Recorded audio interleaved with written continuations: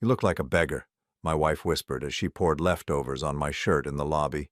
Her lover just stood there smiling. They rushed inside to sign the $800 million deal, but when the CEO's chair spun around, I was sitting there with a special gift.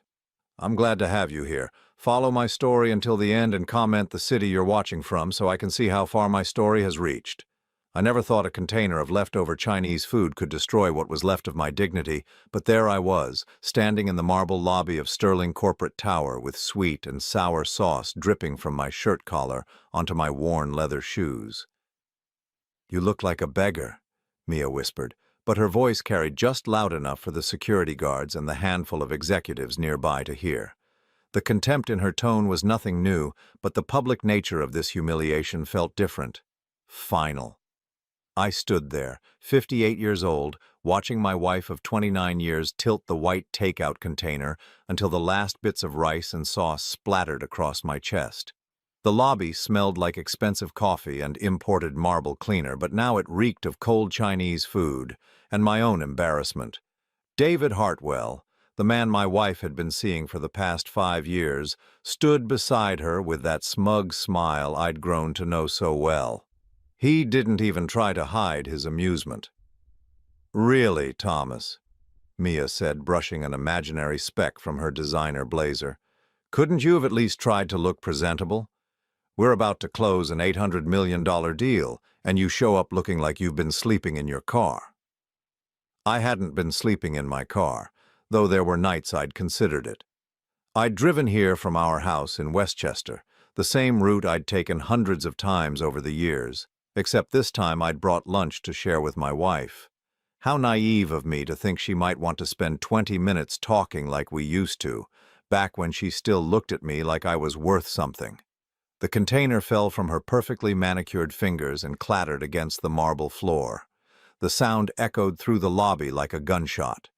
A few people turned to stare, then quickly looked away when they realized they were witnessing something private and painful. "Mia," I said quietly, my voice barely audible over the hum of conversation and clicking heels around us. "I just thought we could have lunch together." She laughed, but there was no warmth in it. There hadn't been warmth in anything she'd said to me for years. "Lunch? Thomas, do you see where we are?" She gestured around the lobby with its soaring ceilings and gleaming surfaces. "This is where successful people work, important people, not—" She looked me up and down, her green eyes cold as winter. "Not whatever you've become." David stepped closer to her, his hand finding the small of her back in a gesture that was both protective and possessive. He was 45, 3 years younger than my wife, with the kind of confidence that comes from never having to worry about money or respect or whether your spouse will acknowledge your existence at a dinner party. "Maybe you should head home, Thomas," David said, his voice smooth and condescending. "Mia and I have important business to attend to." Important business. I almost laughed at that. If only they knew how important. If only they understood that the man they were about to meet, the CEO they'd been courting for months to secure this $800 million contract, had been watching this entire humiliation unfold from the security cameras upstairs. But they didn't know. They had no idea. I touched my vintage gold watch, the one my father had given me before he died, the one that had belonged to his father before him. The metal was warm against my wrist, a small comfort in this moment of complete degradation. Mia used to love this watch. She used to trace the intricate engravings with her fingertip when we lay in bed on Sunday mornings, back when Sunday mornings meant something to both of us. "I'll clean up," I said, looking down at the mess of food and sauce on my shirt, on the floor, on what was left of my pride. "Don't bother," Mia said, already turning toward the elevator bank with David. "The cleaning crew will handle it. It's what they're paid for." I watched them walk away, Mia's heels clicking against the marble in a rhythm that sounded like a countdown. Her hair was perfect, as always, styled in that expensive way that cost more than most people made in a week. Her suit was tailored to fit her like a second skin, probably costing more than the monthly salary she thought I earned as a consultant. The elevator doors opened, and just before they stepped inside, David turned back to look at me. His smile was triumphant, victorious. He thought he'd won something. He thought he understood what was happening here. He had no idea what was about to happen upstairs.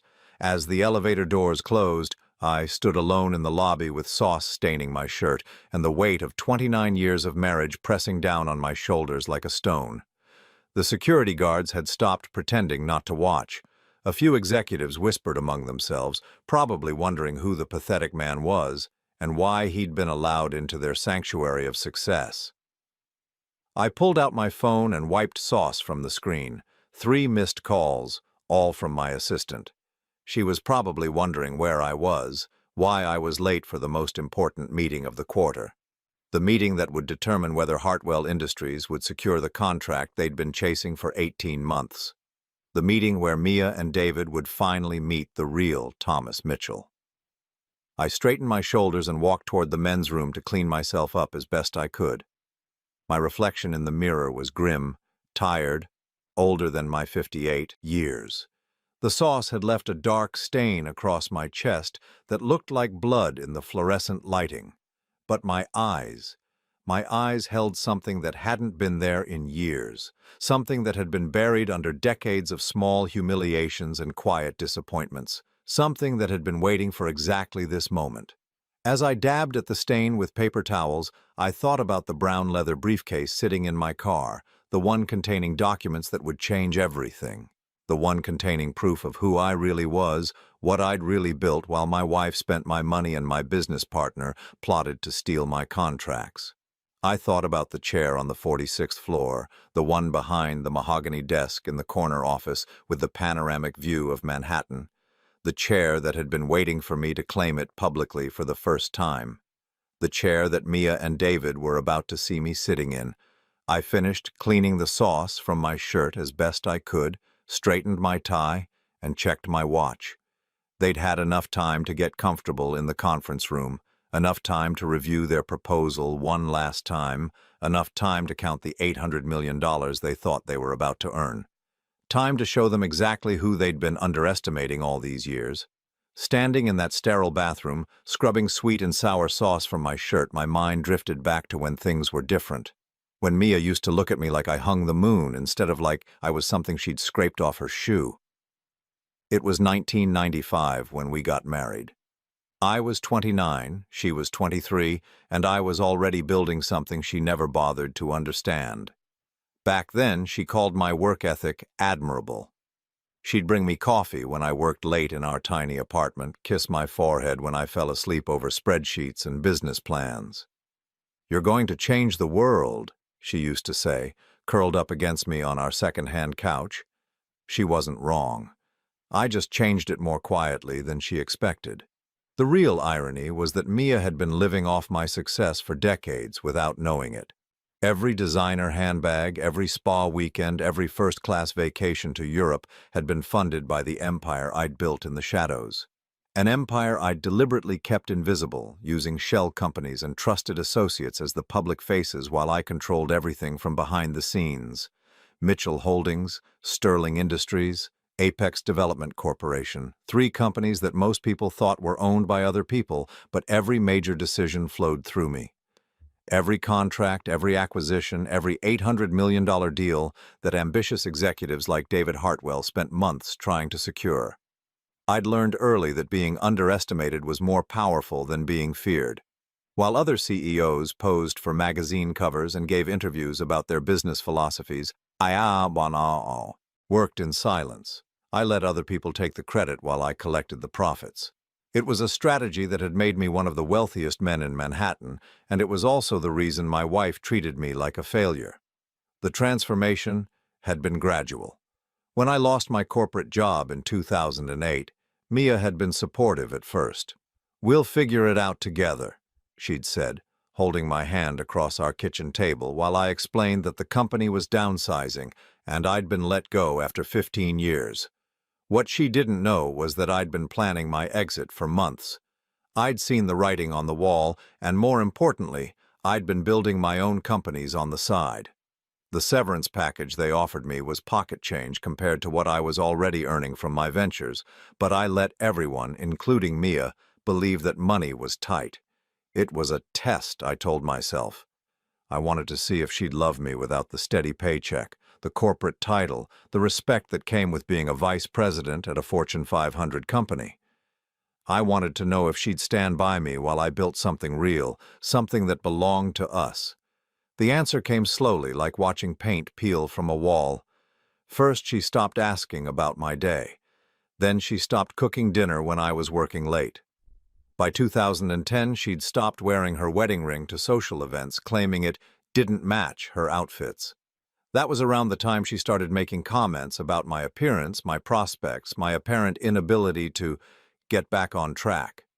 She'd compare me to her friends' husbands, successful men who worked in visible careers, men whose accomplishments could be measured in office size and parking space proximity.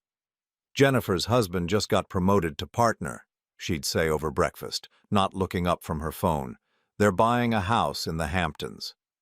What she didn't know was that I'd bought that house. Not directly, but through one of my companies. I owned the development company that built the entire neighborhood where Jennifer and her husband were so proud to live. The cruelest part was watching her spend money she thought came from my consulting work. I'd told her I was making $8,000 a month as a freelance business consultant, a deliberately modest amount that would explain our comfortable lifestyle without raising questions about where the real money came from. $8,000 a month when I was actually generating millions. She'd roll her eyes when I mentioned a new client, never asking for details because she'd already decided my work wasn't worth her attention. Meanwhile, she was planning $50,000 kitchen renovations and booking European vacations that cost more than most people's annual salaries. "We can afford it," she'd say when I'd gently question a particularly expensive purchase. "The inheritance from your father is still covering most of our expenses." Father had left me $50,000 when he died. That money had been gone within the first year of our marriage, spent on the down payment for our house in Westchester. But I let her believe we were living off inheritance money because it was easier than explaining the truth.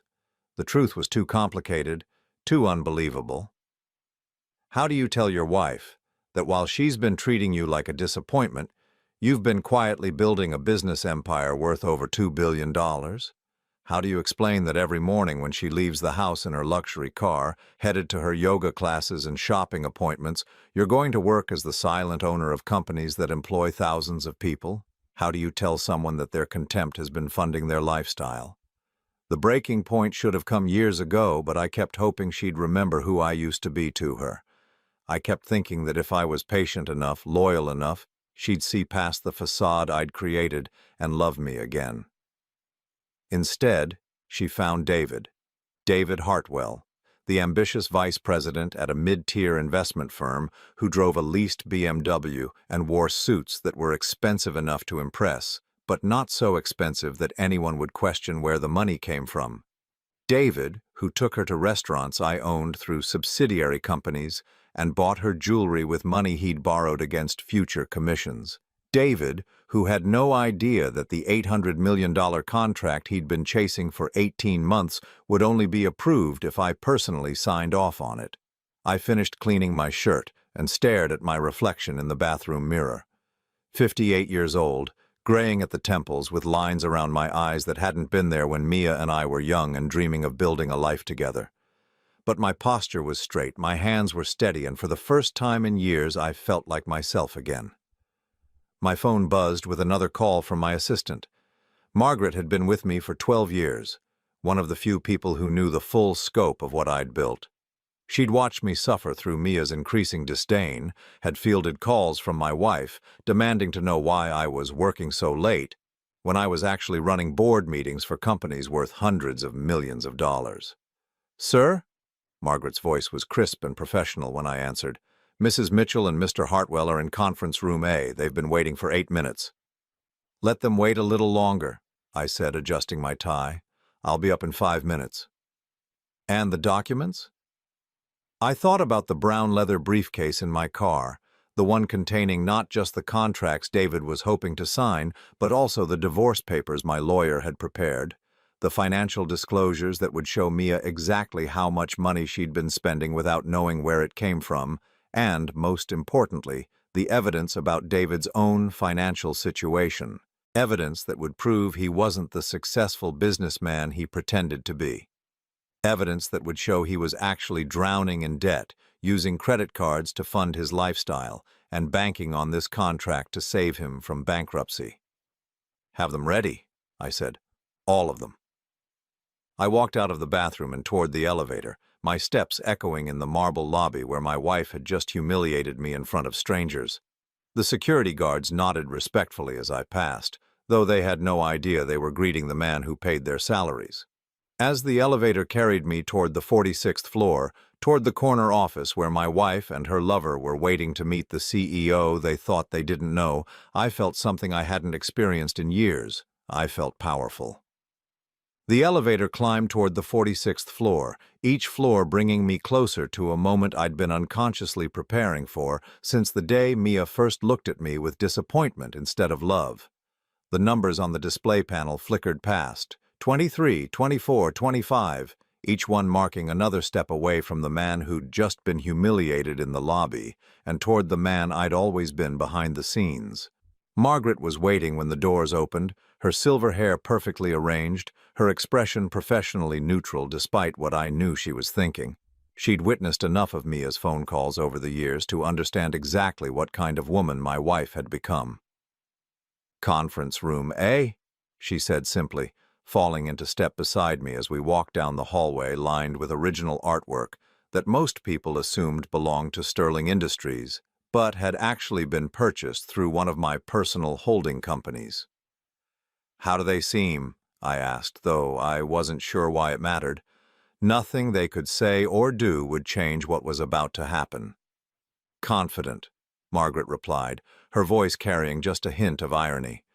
"Mr. Hartwell has been explaining to your wife how important this meeting is, how much this contract will change their lives." Their lives. As if they were a team.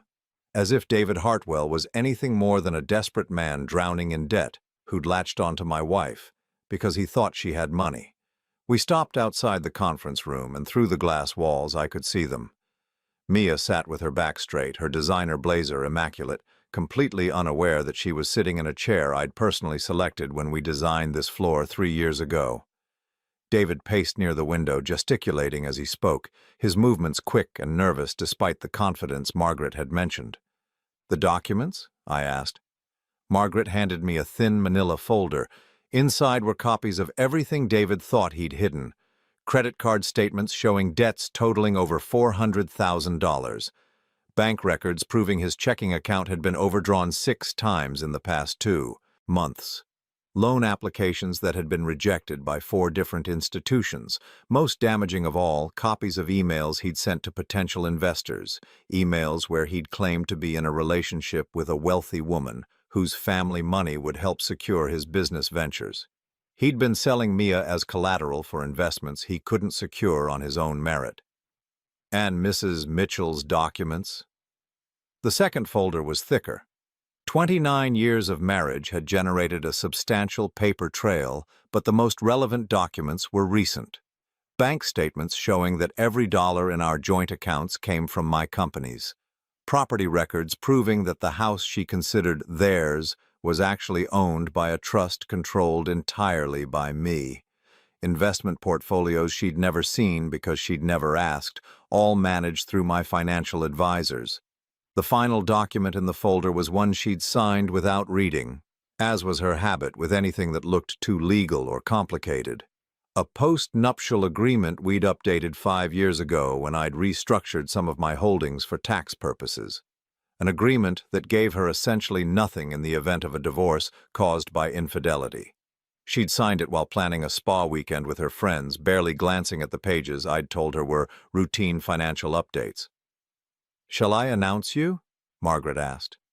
I straightened my tie, the same tie I'd been wearing when my wife poured food on me 30 minutes ago. The stain was barely visible now, but I could still smell the faint sweetness of the sauce. "No," I said. "I'll announce myself." Margaret nodded and retreated to her desk. I stood alone outside the conference room, watching my wife and her lover prepare for a meeting they thought would secure their future. David had opened his briefcase and was reviewing documents, probably rehearsing his pitch one final time. Mia checked her reflection in the black screen of her phone, adjusting her hair with the same careful attention she'd given her appearance for the past 5 years whenever she was meeting someone she considered important.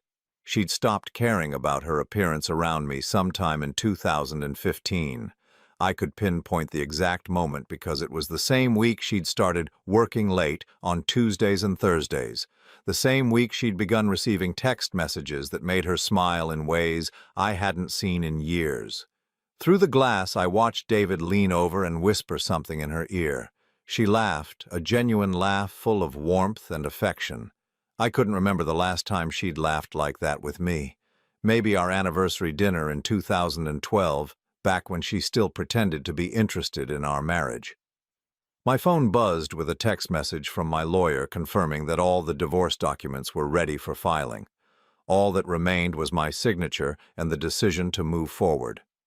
After what had happened in the lobby, after watching my wife humiliate me in public while planning to profit from my success with another man, that decision felt inevitable. But first, they needed to understand exactly what they were losing. I thought about the Sterling Industries annual report sitting on David's desk in his cramped office 15 blocks away. He'd highlighted sections about our company's growth, our expansion into new markets, our plans for the future. What he didn't know was that every highlighted passage had been written by consultants I'd hired, every growth strategy had been developed by teams I'd assembled, every future plan had been approved by me. Sterling Industries existed because I'd created it. The $800 million contract existed because I'd negotiated the underlying deals that made it possible. The impressive revenue figures that had caught David's attention existed because I'd spent 8 years systematically acquiring smaller companies and folding them into a portfolio that now employed over 12,000 people.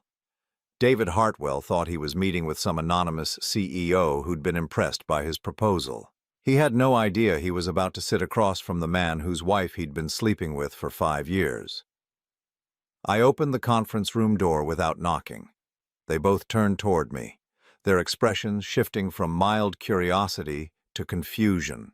David's mouth was open, mid-sentence in whatever he'd been saying to Mia. She blinked twice, as if trying to process why her husband was walking into her important business meeting. "Thomas?" Her voice was sharp with annoyance. "What are you doing here? Security was supposed to escort you out." I closed the door behind me and walked toward the head of the conference table, the chair that had been mine since we'd built this building. Both of them watched me move, still not understanding what was happening. "I'm sorry," David said, standing up and straightening his suit jacket. "I think there's been some mistake. We're waiting for the CEO of Sterling Industries." I pulled out the chair and sat down, setting my folders on the table in front of me. The leather was soft and familiar under my hands, worn smooth from years of use during meetings they'd never known I was having. "No mistake," I said, looking directly at my wife. "You found him." The color drained from Mia's face. David looked from her to me and back again, his confidence evaporating like steam. For the first time in 5 years, I had their complete, undivided attention. "That's impossible," Mia whispered. "You're a consultant. You make $8,000 a month, you work from home." I opened the first folder and withdrew a business card, sliding it across the polished table toward her. My name was embossed in gold letters: Thomas Mitchell, Chief Executive Officer, Sterling Industries. "I do work from home sometimes," I said calmly. "It's one of the advantages of owning the company." David sank back into his chair, his briefcase full of proposals suddenly worthless. Mia stared at the business card as if it were written in a foreign language. "This is some kind of joke," she said, but her voice lacked conviction. I pulled out my phone and called Margaret. "Please bring in the contract files for Hartwell Industries," I said, never taking my eyes off my wife's face. "Right away, Mr. Mitchell," Margaret's voice came through the speaker, loud enough for both of them to hear the respectful tone, the easy familiarity of someone who'd been taking orders from me for over a decade. Mia's hands were shaking now.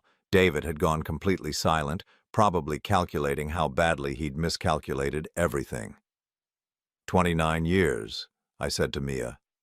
29 years you've been spending my money, living in my house, sleeping in my bed, all while treating me like I was some kind of failure. Margaret knocked and entered, carrying a stack of files that represented 18 months of David's work, courting a contract from a company I owned. She set them down in front of me and left without a word. Every vacation you've taken, I continued, opening the top file, every designer dress, every spa treatment, every expensive dinner you've shared with Mr. Hartwell here, all of it paid for with money from companies you never knew I owned. I pulled out a photograph from David's file, one taken by a private investigator 6 months ago. It showed him and Mia leaving Giuseppe's restaurant, the same restaurant where I'd proposed to her 30 years ago. They were holding hands, laughing, completely unaware they were being watched. "Did you know," I said, sliding the photograph across the table, "that I own Giuseppe's? I bought it 3 years ago when the original owner wanted to retire. So every romantic dinner you've been having there, every bottle of champagne you've been sharing, every moment you've been planning your future together, I've been paying for all of it." The silence in the room was deafening. Outside, Manhattan continued its relentless pace, but inside this conference room, time seemed frozen. Finally, David found his voice. "The contract won't be signed," I finished for him, "at least not by you." I reached for the second folder, the one containing everything I'd learned about David Hartwell's real financial situation. It was time to show them exactly what kind of man my wife had chosen to replace me with. The silence stretched between us, like a taut wire ready to snap. Mia stared at the photograph of herself and David, her face cycling through expressions I hadn't seen in years. Shock, fear, and something that might have been shame if she were capable of feeling it. David's hands were flat on the conference table, his knuckles white with tension. "Look, Mr. Mitchell, I had no idea you were married to—" "Stop!" My voice cut through his excuse like a blade. "We both know that's not true." I opened the second folder, the thick one containing David's financial records. The papers rustled in the silence as I spread them across the mahogany table like a dealer laying out cards in a poker game where only I knew what everyone was holding. David Hartwell, I read from the top document. Visa card ending in 4791. Current balance, $63,412. Minimum payment, 60 days overdue. David's face went gray. Mia looked from the papers to him and back again, her perfect composure finally cracking. MasterCard ending in 8835, I continued. Balance, $97,608, also overdue. I looked up at my wife. "Did you know about any of this when you were helping him pick out that Rolex he's wearing?" Mia's eyes darted to David's wrist, where a watch that probably cost $30,000 caught the light from the conference room windows.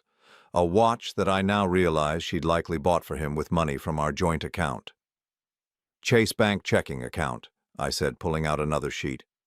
"Overdrawn 6 times in the past 8 weeks. Average balance for the year, negative $243.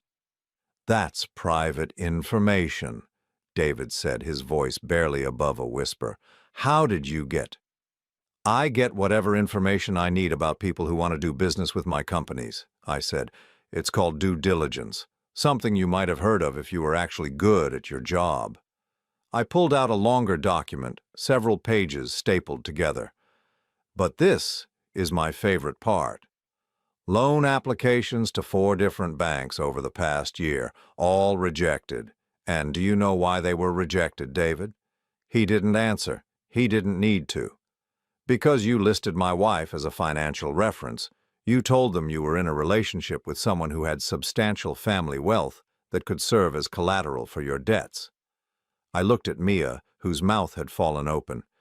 You've been using her as a credit reference while she's been using you as an escape from a marriage she thought was worthless. The irony was so perfect it almost made me laugh. David thought he was latching onto a wealthy woman, and Mia thought she was trading up to a successful man. They'd both been living in a fantasy built on lies and assumptions. "The thing is," I continued, "Mia doesn't have any family wealth. She never did. Her parents died when she was 25 and left her exactly $12,000 and a 1990 Honda Civic with a broken air conditioner." Mia's breathing had become shallow and quick. 29 years of marriage, and she was finally learning where her comfortable lifestyle had actually come from. "Every dollar she's spent for the past 3 decades has come from me. Every credit card payment, every mortgage payment, every insurance premium, all of it funded by companies she never knew I owned." I pulled out a bank statement from our joint account. "Even the money she's been spending on you, David. The dinners, the gifts, the weekend trips to the Hamptons, all my money." I watched David process this information, watched him realize that the woman he'd been courting for her wealth was actually just another person living off my success. "But here's the really special part," I said, reaching into my briefcase for a final folder. "My gift to both of you." The folder contained copies of emails David had sent over the past year. Emails I'd obtained through entirely legal means once I'd started investigating him as a potential business partner. "These are messages you sent to Marcus Webb at Pinnacle Investments," I said, sliding copies across the table. "In them, you describe your relationship with Mia as a strategic partnership that would provide access to family money for future ventures." Mia snatched the papers and read them, her face growing paler with each line. David had described her as his financial backing, had promised investors that her inheritance would secure their investments in his failing consulting business. "And these," I said, producing another set of emails, "are the messages you sent to Patricia Chen at Liberty Capital. You told her that your wealthy girlfriend was naive about business and that you could easily access her resources for your investment proposals." The papers trembled in Mia's hands. David had been planning to use her, had been describing her to potential business partners as an easy mark, a wealthy woman too stupid to understand how he was manipulating her. "You called me naive," Mia whispered, her voice breaking. "You told them I was stupid." "Mia," David started, reaching for her hand, but she jerked away from him. "But that's not the best part," I said, enjoying this more than I'd expected to. "The best part is what you wrote to Kevin Morrison at Hartwell Industries last month." I pulled out one final email, the one that had made me laugh out loud when my investigator had shown it to me. David had written to his own boss explaining that he was cultivating a relationship with the wife of a failed businessman and that she would never suspect she was being used because she was too embarrassed by her husband's lack of success to pay attention to financial details.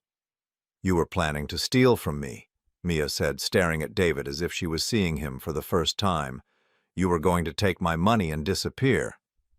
"It's not your money," I said quietly. "It never was. But yes, that was his plan." David stood up abruptly, his chair scraping against the floor. "I don't have to listen to this. There's no way you can prove—" "Sit down," I said, and something in my voice made him obey immediately. I pulled out my phone and pressed a number. "Margaret, please send security to Conference Room A and call Detective Morrison at the Financial Crimes Unit. Tell him we have those documents ready." "Right away, Mr. Mitchell." David's face went white. "Financial crimes?" "Wire fraud," I said calmly. "Using false information to obtain loans.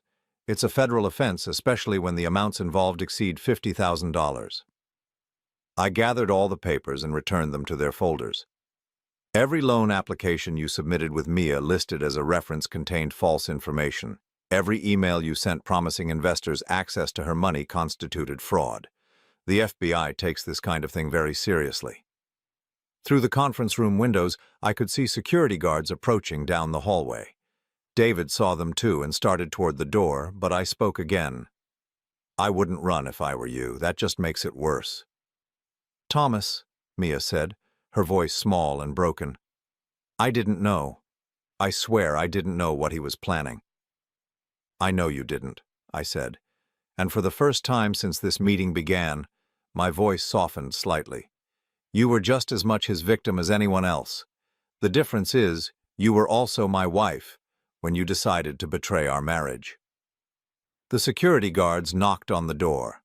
Through the glass, I could see Detective Morrison behind them, a man I'd worked with before when we'd had issues with embezzlement at one of my other companies. "The divorce papers are already prepared," I said to Mia. "You can sign them voluntarily, or we can do this the difficult way, but either way, this marriage is over." She nodded, tears finally spilling down her cheeks. "The house belongs to a trust I control. You'll have 30 days to remove your personal belongings." I stood up, straightening my jacket. "The joint bank accounts will be closed today. You'll receive a settlement check for $50,000, which is more generous than the prenuptial agreement requires given the circumstances. $50,000, the same amount her parents had left her 29 years ago. It felt appropriate. "My lawyer will explain the rest," I said. "You'll be comfortable, but you'll need to find work. Real work, not the volunteer positions you've been treating like hobbies." The security guards entered, followed by Detective Morrison. David looked around the room like a trapped animal, finally understanding that he'd walked into a trap months in the making. "Mr. Hartwell," Detective Morrison said, "we'd like to ask you some questions about loan applications you've submitted over the past year." As they led David away, he turned back to look at Mia one last time. But she wasn't looking at him. She was staring at me, seeing me clearly for the first time in decades. 29 years, she whispered. "You let me think you were nothing for 29 years. "I let you think whatever you wanted to think," I said. "I hoped you'd love me anyway." And when I didn't, I picked up my briefcase and walked toward the door. When you didn't, I learned to love myself enough to stop needing you to. The conference room fell silent behind me as I walked away, leaving my wife to face the consequences of choices she'd made long before David Hartwell had entered our lives. Choices about respect, about loyalty, about what kind of person she wanted to be. For the first time in years, I felt completely, genuinely free. 3 days after the confrontation at Sterling Industries, I sat in my lawyer's office watching Mia sign the divorce papers with trembling hands. She looked smaller somehow, diminished in a way that had nothing to do with the simple black dress she wore instead of her usual designer outfits. "The settlement amount is final," Jonathan Reeves, my attorney, explained as she initialed each page. $50,000 as specified in the post-nuptial agreement. The house, cars, and all other assets remain with Mr. Mitchell. Mia nodded without speaking. She hadn't said much of anything since David's arrest had made the local news. "Local investment executive charged with wire fraud" had been the headline in the business section, accompanied by a photo of him being led away in handcuffs. The article mentioned his alleged scheme to defraud investors using false claims about family connections to wealth. It didn't mention Mia by name, but everyone in our social circle knew who David's wealthy girlfriend had been. "The joint accounts have been closed," Jonathan continued. "Your personal credit cards linked to those accounts are no longer valid. You'll need to establish your own banking relationships going forward." She looked up at that, panic flickering in her green eyes. "All of them? Even the American Express?" "All of them," I confirmed. "The platinum card you used to book your spa weekends was connected to my business accounts. So was the Visa you used for your shopping trips to Manhattan." The reality was hitting her in waves.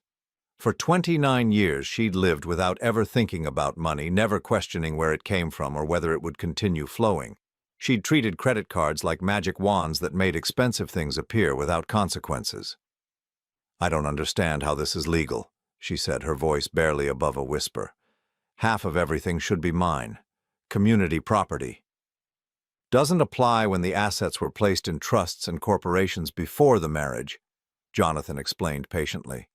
"Assets that were built through Mr. Mitchell's work during the marriage, but held separately according to the post-nuptial agreement you signed." The post-nuptial agreement. I watched her face as she remembered signing it, probably thinking it was just another stack of boring paperwork I'd asked her to deal with. She'd been planning a girls' trip to Napa Valley at the time, more interested in restaurant reservations than legal documents. "You planned this," she said, looking at me with something between admiration and horror. You've been planning this for years. I planned for the possibility, said. I hoped I'd never need to use it. The truth was more complicated than that. I hadn't planned for divorce specifically, but I'd learned early in my business career to protect my assets. When my companies started generating serious money, I'd structured everything to minimize taxes and legal exposure. The fact that those same structures now protected me in divorce proceedings was just a fortunate side effect. But there was something else, something I hadn't admitted even to myself until recently. Part of me had been preparing for this moment since 2010, when Mia's treatment of me had shifted from disappointment to active contempt. I'd watched her choose designer shoes over our marriage, watched her prioritize status over loyalty, and I'd quietly built walls around everything I'd worked to create. "Where will you go?" I asked, and I was surprised to find that I genuinely cared about the answer. She shrugged, a gesture so unlike her usual precise movements that it made her look like a stranger. "My sister's house in Connecticut, I guess, until I figure things out." Her sister Karen, the high school principal who'd always disapproved of Mia's lifestyle, Karen who'd made pointed comments about living beyond your means at family gatherings for years. Mia would hate every minute of staying there, but it was probably her only option. "And work?" Jonathan asked, making notes on his legal pad. "I don't know." Mia's voice cracked slightly. "I haven't worked since before we were married. I don't even know what I'm qualified to do." She had a college degree in art history, something that had seemed romantic and sophisticated when we were young. But 29 years of charity luncheons and yoga classes didn't translate into marketable job skills. "There are placement agencies," I said, "companies that help people transition back into the workforce." She looked at me sharply.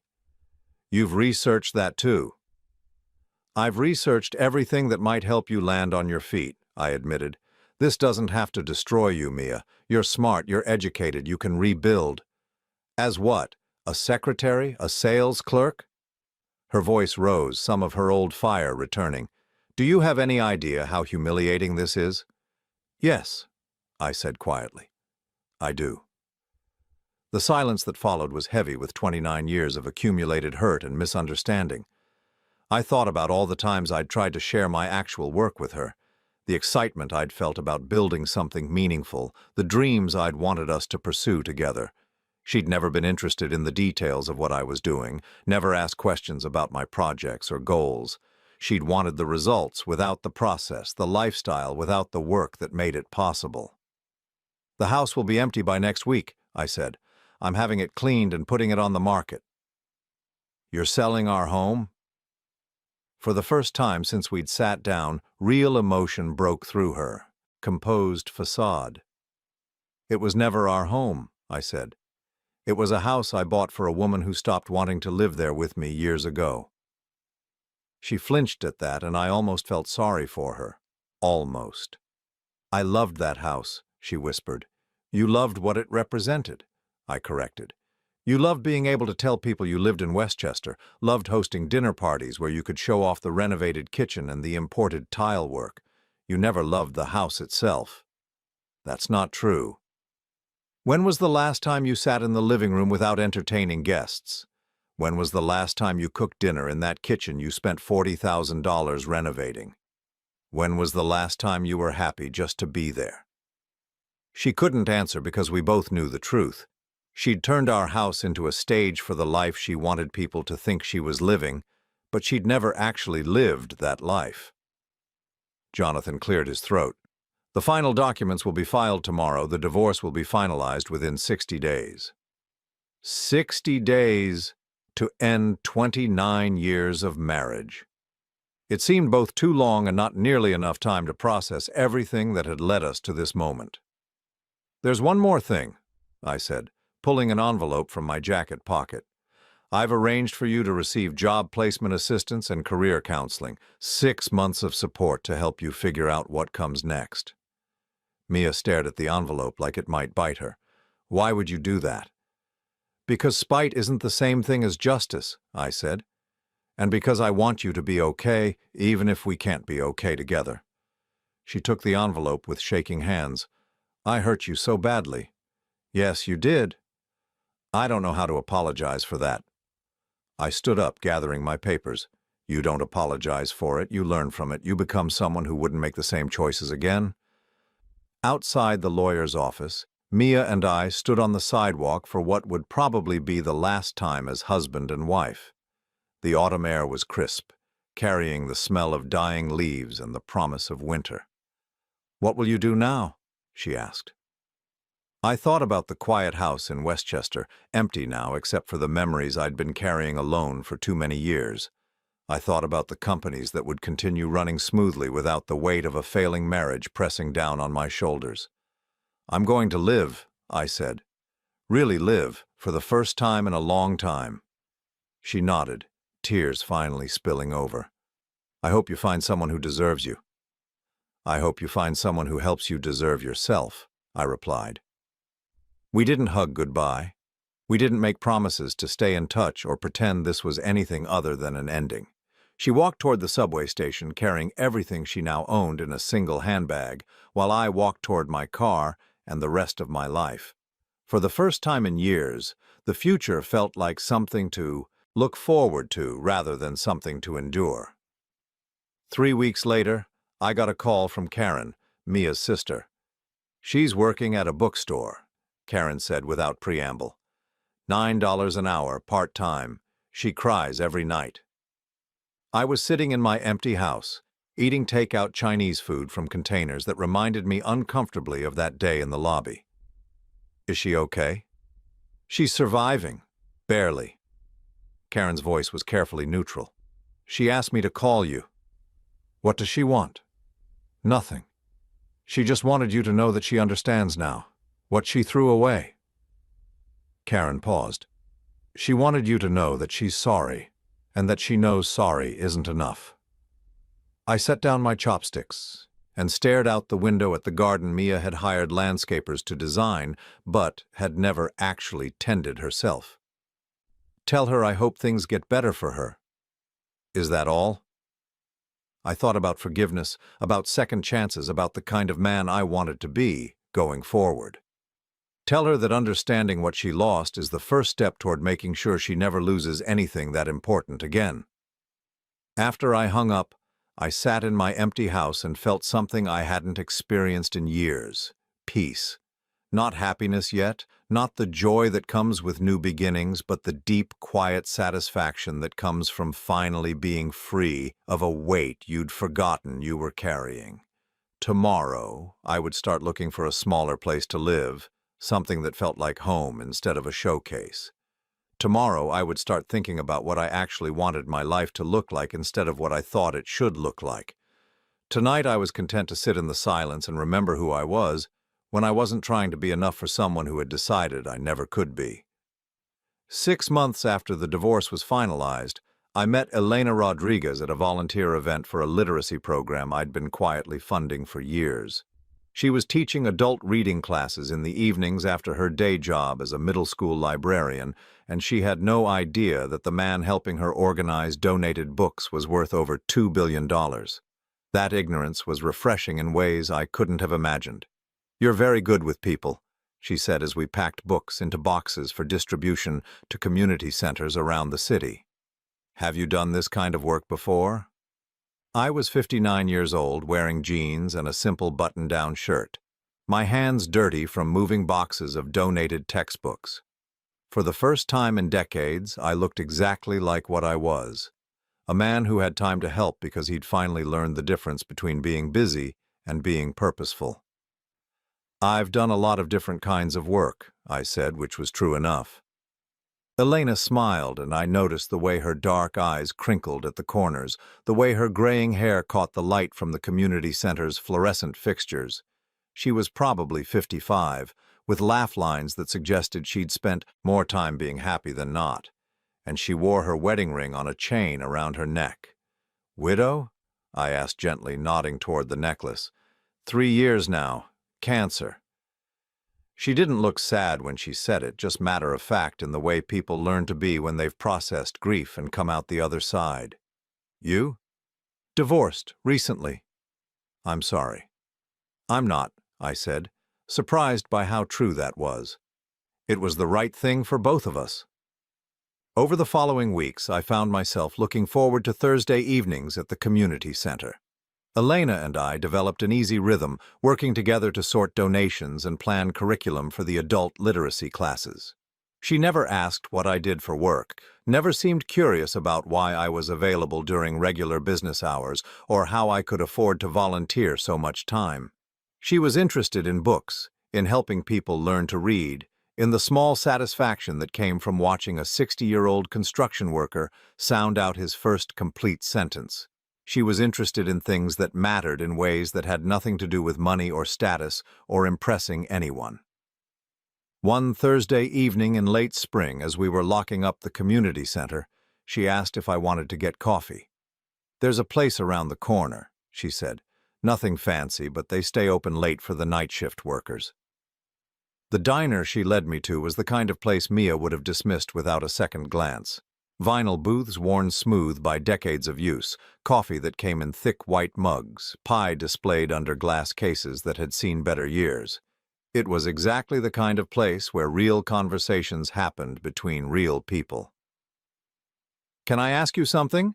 Elena said once we'd settled into a booth near the window. "Of course." "Are you running from something or towards something?" The question caught me off guard. "What do you mean?" "The volunteering, the availability during the day, the way you never talk about your past." She stirred sugar into her coffee, her movements deliberate and unhurried. "People our age usually have more obligations, more ties. You seem very unencumbered." I considered lying, giving her some simplified version of my story that would be easier to digest. But sitting across from this woman who taught children to love books and adults to read them, dishonesty felt impossible. "I spent 30 years building something I thought would make me happy," I said slowly. "A marriage, a business, a life that looked successful from the outside. But I was so focused on building it that I forgot to live it. And now I'm learning what it feels like to choose how I spend my time instead of having it chosen for me." She nodded, sipping her coffee. "My husband used to say that the most expensive thing you can buy is a life you don't want." "He sounds like a wise man." "He was." She smiled, but it was warm rather than sad.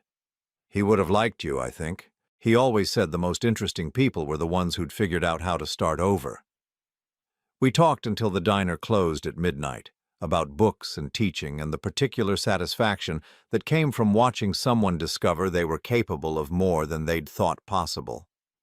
When I walked her to her car, an aging Honda Civic with a "Reading is Fundamental" bumper sticker, I felt something I hadn't experienced in years.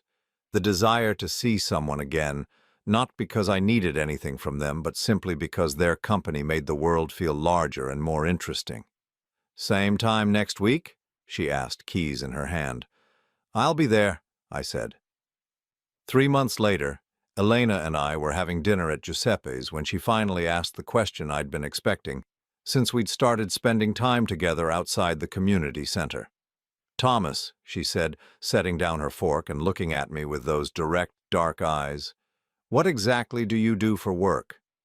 I'd sold the house in Westchester by then and moved into a smaller place in the city, a 2-bedroom apartment with tall windows and built-in bookshelves that Elena had admired during her first visit.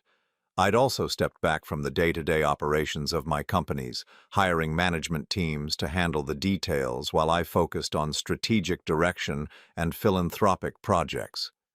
"I own some businesses," I said. "I've been fortunate." "How fortunate?" I could have deflected, could have given her numbers that would be impressive but not overwhelming. Instead, I told her the truth. "Very fortunate. More than anyone really needs." She absorbed this information while cutting another bite of her pasta. Giuseppe's had changed since I'd bought it, becoming more family-focused and less pretentious under the new management I'd installed, the kind of place where couples could have honest conversations over simple food. "Does it matter?" I asked when she didn't respond immediately. "The money? No." She looked up at me. "But I want to understand why you've been spending your evenings teaching people to read when you could be doing anything else in the world." Because it's the first thing I've done in years that feels like it matters, I said. Because watching someone learn to read their grandchild a bedtime story is worth more than any business deal I've ever closed. And because you're trying to figure out who you are when you're not trying to prove anything to anyone, she added quietly. Yes. She reached across the table and took my hand. Her fingers were small and strong, with calluses from handling books and the kind of practical short nails that came from prioritizing function over appearance. My husband left me everything when he died, she said. The house, his pension, a small life insurance policy. Nothing extravagant, but enough that I could stop working if I wanted to. I keep teaching because I love it, because those kids need someone who believes they can learn anything. I think we might understand each other.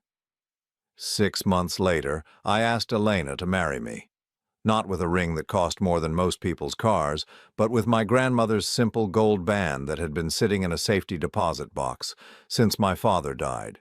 I proposed in the community center after our last literacy class of the semester, surrounded by books and the quiet satisfaction of work that mattered. "Are you sure?" she asked, turning the ring over in her palm. "I'm not going to change. I'm not going to want the big house or the fancy cars or the social events. I like my Honda Civic and my tiny garden and my students who struggle with 3-syllable words." "I'm counting on you not changing," I said. "I like who I am when I'm with you." We were married 6 months later in a small ceremony at the same community center where we'd met. Elena wore a simple blue dress she'd bought at a department store. I wore the same navy suit I'd worn to volunteer events, with my father's watch and a sense of peace I hadn't felt since I was young enough to believe that love was supposed to be uncomplicated. Mia sent a card which surprised me. Inside, she'd written, "I hope she sees you the way you always deserve to be seen. I'm learning to see myself differently, too. Thank you for that." I'd heard through mutual acquaintances that she'd been promoted to assistant manager at the bookstore, that she was taking night classes in business administration, that she'd started dating a high school teacher who coached basketball and drove a 15-year-old Toyota. She was building a different life than the one she'd lost. A smaller life in some ways, but apparently a more honest one. A year after Elena and I married, I donated the Sterling Industries building to the city, with the stipulation that the 46th floor be converted into a literacy center. The conference room where I'd confronted Mia and David became a library. The office where I'd sat behind that mahogany desk became a classroom where adults learned to read. Sometimes I would visit the building and sit in the back of those classes, watching students work through the same struggles that had once seemed insurmountable. Elena would catch my eye from the front of the room where she was teaching, and we'd share a smile that held everything I'd learned about the difference between success and fulfillment. I still owned companies, still made more money than I could spend in several lifetimes, but the wealth had become a tool rather than a goal, a means of creating the kind of programs Elena and I believed in, rather than accumulating possessions that impressed people I didn't particularly like. On our second anniversary, Elena and I were sitting in our small garden, reading in the evening light, when she looked up from her book and said, "Do you ever miss it? The other life?" I considered the question seriously, thinking about the house in Westchester with its designer everything and its underlying emptiness, about the marriage that had looked perfect from the outside while slowly suffocating both of us on the inside. "I miss the person I thought I was," I said finally, "but I don't miss the person I actually was." "Who do you think you were?" "Someone who believed that if I just worked hard enough, earned enough, achieved enough, I could make someone love me the way I wanted to be loved." I closed my book and looked at her. This woman who'd married me, knowing exactly who I was, rather than who I might become. I spent 30 years trying to be worthy of love, instead of just accepting that I was already worthy. Elena reached for my hand, her skin warm from the evening sun. "What changed?" I thought about that day in the lobby, about the moment when Mia had poured food on my shirt, and I'd felt something inside me finally break free from the need to prove myself to someone who would never see my worth. "I stopped trying to earn what should have been freely given," I said, "and I started looking for someone who gave it freely." As the sun set over our small garden, over the life we'd built together from honesty instead of expectations, I felt the kind of peace that comes not from getting everything you want, but from discovering that what you actually need is much simpler and much more achievable than you'd ever imagined. At 61 years old, I was finally living the life I'd always been worthy of.